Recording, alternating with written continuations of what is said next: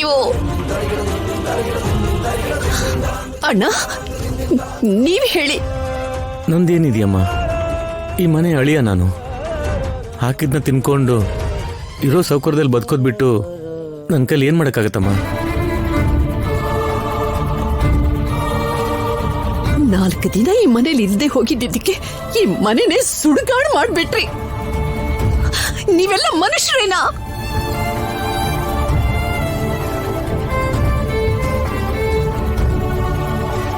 ಆ ಅನುಮಾನನೇ ನನಗೂ ಬಂತಮ್ಮ. ನಾನ್ ಕೇಳಿದ್ರೆ ನನ್ ಬಾಯಿ ಮುಚ್ಚಿಸ್ಬಿಟ್ರು. ಅವ್ರಿಗಿಷ್ಟ ಬಂದ್ ಹಾಂಗ್ ಮಾಡ್ಕೋತಿದ್ದಾರೆ. ಹೇಳು, ಯಾಕೆ ಹೀಗ್ ಮಾಡ್ದೆ? ನೀನ್ ಯಾಕೆ ಹೀಗೆಲ್ಲ ಮಾಡ್ತಿದ್ಯಾ? ಅದು ಅಕ್ಕ, ಯಾವಾಗ್ಲೂನು ಒಂದೇ ತರ ಇರ್ಬೇಕು ಅಂದ್ರೆ ಹೇಗ್ ಸಾಧ್ಯ ಅಕ್ಕ? ಪ್ರಪಂಚ ಬದಲಾಗ್ತಾ ಇದೆ, ನಾವು ಬದಲಾಗ್ಬೇಕಲ್ವಾ? ಸಾಕು. ಈ ವಿಷಯ ಇಲ್ಲ ನಿಮ್ ಭಾವಂಗ್ ಗೊತ್ತಿಲ್ಲ ಅಂತ ಅನ್ಕೊಂಡಿದ್ಯಾ? ಬೇಕು ಅಂತಾನೆ ಈ ಅನುಕೂಲಗಳನ್ನ, ನಿಮ್ ಸಂತೋಷನ ತಡೆ ಹಿಡಿತಿದ್ದಾರೆ ಅಂತ ಅನ್ಕೊಂಡಿದ್ದೀರಾ? ಇದೆಲ್ಲದ್ರಿಂದ ಮನುಷ್ಯರ ಮಧ್ಯೆ ಇರೋ ಸಂಬಂಧಗಳೆಲ್ಲ ಮುರಿದು ಹೋಗುತ್ತೆ. ಅದನ್ನ ನೆನ್ಪಿಟ್ಕೊಳ್ಳಿ. ಆರೋಗ್ಯ ಹಾಳಾಗುತ್ತೆ ಅಂತ ಯೋಚನೆ ಮಾಡಿದ್ದಾನೆ. ಇದೆಲ್ಲ ಬೇಡ ಅಂತ ಹೇಳಿದ್ದವರು. ಇದನ್ನ ತಿಳಿದೇ ಹೀಗೆಲ್ಲ ನಡ್ಕೋತಿದ್ದೀರಾ? ಹಳೆ ಪದ್ಧತಿ, ಹಳೆ ರೀತಿ ನೀತಿ, ಇದೆಲ್ಲ ಯಾಕೋ? ದೊಡ್ಡಪ್ಪ ಯಾವ್ದನ್ನು ಯೋಚನೆ ಮಾಡದೆ ಮಾಡಲ್ಲ. ಅದನ್ನ ನಾವ್ ಅರ್ಥ ಮಾಡ್ಕೊಂಡ್ರೆ ಸಾಕು. ನಿಜಾನೇ, ಆದ್ರೆ ಹೀಗ್ ಬದುಕೋದು ತಪ್ಪೇನಲ್ವಲ್ಲ? ಪದ್ಮ, ಏನ್ ಮಾತಾಡ್ತಿದ್ಯಾ? ಪದ್ಧತಿಗಳಿಗೆ ಗೌರವ ಕೊಡದೆ ಹೋದ್ರೂ ಪರವಾಗಿಲ್ಲ, ಆದ್ರೆ ಈ ರೀತಿ ಎಲ್ಲ ಮಾತಾಡ್ಕೂಡ್ದು. ಅವ್ರ ಆರೋಗ್ಯ ಸುಧಾರಿಸ್ಲಿ, ಅವ್ರು ಬೇಗ ಕಣ್ಬಿಡ್ಲಿ ಅಂತ ರಾತ್ರಿ ಹಗಲು ನಾನು ಒಂದೇ ಸಮ ಒದ್ದಾಡ್ತಿದ್ದೀನಿ. ಅಲ್ಲ, ನೀವೆಲ್ಲ ಯಾಕೆ ಹೀಗಾಗ್ಬಿಟ್ರಿ?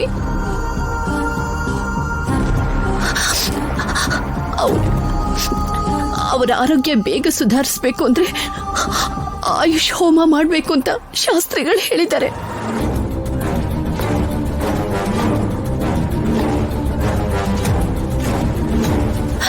ಮನೆಗ್ ಬಂದು ಆ ವಿಷಯ ನಿಮ್ ಹತ್ರ ಹೇಳ್ಬೇಕು ಅಂತ ಬಂದ್ರೆ ಮನೆ ಒಳಗೆಲ್ಲ ಬದಲಾಯಿಸ್ಬಿಟ್ಟಿದ್ದೀರಲ್ಲ. ಹೋಮ ಮಾಡಿದ್ರೆ ಮನುಷ್ಯ ಬದುಕ್ತಾನ? ಈ ಕಾಲದಲ್ಲೂ ಇದೆಲ್ಲ ನಂಬ್ತೀರಾ ನೀವು? ಅಮ್ಮ, ನೀವ್ ವಯಸ್ಸಲ್ಲಿ ದೊಡ್ಡವರು.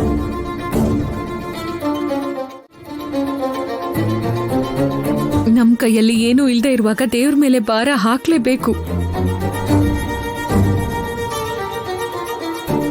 ಆದ್ಯಾ, ನಾನು ಮನೇಲಿ ಹೋಮ ಮಾಡ್ಬೇಕು ಅಂದ್ರೆ ಇದ್ಯಾವುದು ಮನೆ ಒಳಗಡೆ ಇರಬಾರ್ದು, ಹೊರಗಡೆ ಹಾಕು.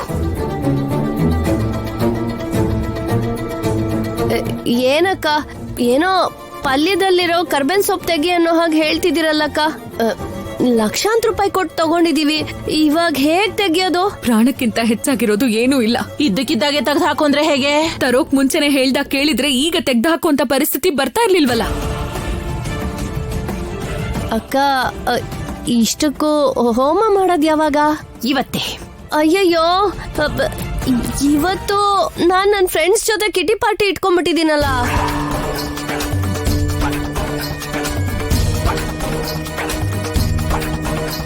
ಕಿಟ್ಟಿ ಪಾರ್ಟಿನ? ಓಹೋ, ನಿಂಗ್ ಗೊತ್ತಿಲ್ವಾ? ಅದೇ ಲೇಡೀಸ್ ಎಲ್ಲ ಒಂದೇ ಕಡೆ ಸೇರ್ಕೊಂಡು ದೊಡ್ಡ ಪಾರ್ಟಿ ಮಾಡಿ. ಗೊತ್ತು ಚಿಕ್ಕಮ್ಮ, ಆದ್ರೂ ನಮ್ ಮನೇಲಿ ದೊಡ್ಡದಾಗಿ ಕಿಟ್ಟಿ ಪಾರ್ಟಿ ಏನು? ನಮ್ಮಮ್ಮ ಬಂದ್ಮೇಲೆ ಮತ್ತೆ ನಾನು ಹೊಸದಾಗಿ ಹುಟ್ಟದಾಗಿದೆ. ನಾವ್ ಎಷ್ಟು ಜನ ಫ್ರೆಂಡ್ಸ್ ಇದೀವೋ ಒಂದೊಂದ್ ದಿನ ಒಬ್ಬೊಬ್ರು ಮನೇಲಿ ಮೀಟ್ ಮಾಡ್ತೀವಿ, ಹ್ಯಾಪಿಯಾಗಿ ಟೈಮ್ ಪಾಸ್ ಮಾಡ್ತೀವಿ. ಇವತ್ತು ನನ್ ಟರ್ನ್ ಬಂದಿದೆ.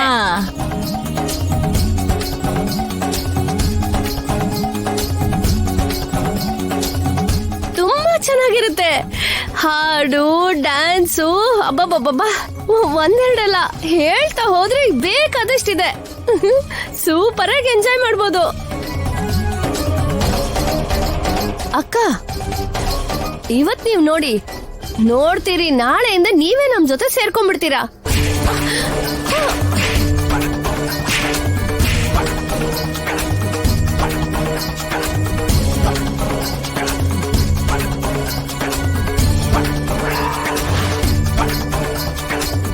ಯಾಕಮ್ಮ ಯಾಕಮ್ಮ ಹೊಡೆದೆ ನೀನು? ಹೊಡೆಯೋದಷ್ಟೇ ಅಲ್ಲ, ಕತ್ತಿಸಿ ಸಾಯಿಸ್ತೀನಿ, ಸಾಯಿಸ್ಬಿಡ್ತೀನಿ.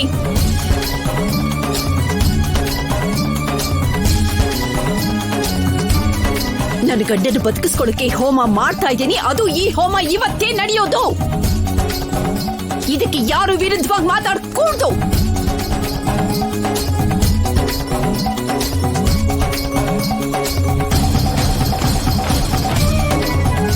ಈ ವಿಷಯನ ರಾಜಿಗೆ ಹೇಳಿ ರಾಜಿನ ಕರೆಸ್ಬೇಕು.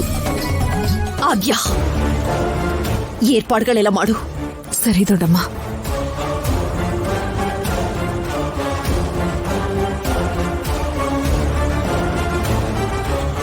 ಸಲ ಹೇಳಿದೀನಿ ಕಾಲೇಜ್ ಹತ್ರ ಬರ್ಬೇಡ ಅಂತ. ಕಾಲ್ ಮಾಡಿದಾಗ ಲಿಫ್ಟ್ ಮಾಡಿದ್ರೆ ಏನಕ್ಕೆ ಬರ್ತೀನಿ? ಕ್ಲಾಸ್ ಅಲ್ಲಿದ್ದೆ, ಮೊಬೈಲ್ ಸೈಲೆಂಟ್ ಅಲ್ಲಿತ್ತು. ಅಷ್ಟು ಮಾತ್ರಕ್ಕೆ ಕಾಲೇಜಿಗೆ ಬಂದ್ಬಿಡ್ತ್ಯಾ? ತಡಿಯಕ್ಕಾಗಲ್ವಾ? ಶುಗರ್ ಪೇಷಂಟಾ? ಅಷ್ಟು ಅರ್ಜೆಂಟ್ ಆಗಿ ಬಂದಿದ್ಯಲ್ಲ. ಹೌದು, ಅದಕ್ಕೆ ನಾನು ಬಂದಿದ್ದು. ಅಷ್ಟೊಂದಿದ್ದಿದ್ರೆ ಇಷ್ಟು ಗತಿ ಕೆಟ್ಟು ಇಲ್ಲಿಗೆ ಬರ್ತಾ ಇರ್ಲಿಲ್ಲ. ಅದಿರ್ಲಿ ಬಿಡು. ಈಗ ನೀನು ಇಳಿದಿದ್ ಕಾರ್ ಯಾರ್ದು? ಯಾಕೆ? ಹೇಳು, ಹೇಳ್ತೀನಿ. ಹೊಸದಾಗಿ ಹಾಕಿ ಟೀಮ್ಗೆ ಒಬ್ಳು ಪ್ಲೇಯರ್ ಬಂದಿದ್ದಾಳೆ. ಆವತ್ ರಾತ್ರಿ ರಾಜಲಕ್ಷ್ಮಿ ಹತ್ತಿದ ಕಾರು ಕೂಡ ಇದೆ ಅನ್ಸುತ್ತೆ. ಇದೇನಾ ಅಥವಾ ಇಂಥದ್ದೇನಾ? ಇದೆ. ನಂಬರ್ ನೆನ್ಪಿದ್ಯಾ? ನಂಬರ್ ಸರಿಯಾಗಿ ನೆನ್ಪಿಲ್ಲ, ಆದ್ರೆ ಕಾರ್ ಮಾತ್ರ ಇದೆ. ನನಗೆ ಚೆನ್ನಾಗಿ ನೆನ್ಪಿದೆ. ಈ ವಿಷಯನ ಈಗ್ಲಾ ಹೇಳೋದು?